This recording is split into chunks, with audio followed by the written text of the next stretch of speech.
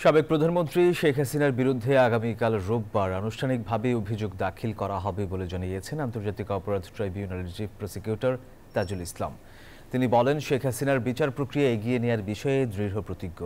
শনিবার সকালে জাতীয় প্রেসক্লাবে আন্তর্জাতিক গুম সপ্তাহ উপলক্ষে গুমের সঙ্গে জড়িতদের অবিলম্বে বিচার করার শীর্ষক আলোচনা সভায় তাজুল ইসলাম এই কথা বলেন।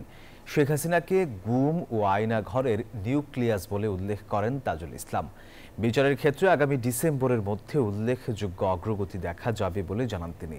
তাজুল ইসলাম আরও বলেন, বিচারের কাজ পুরোদমে এগুচ্ছে, তবে তদন্ত শেষ করতে যুক্তিসঙ্গত সময় লাগবে। এই সময় 10 থেকে 15টি উল্লেখযোগ্য গুমের ঘটনার তদন্ত সম্পন্ন হয়েছে বলে জানান তাজুল ইসলাম। তিনি আরও বলেন, জুন মাসের মধ্যে প্রতিবেদনগুলো পাওয়া যাবে।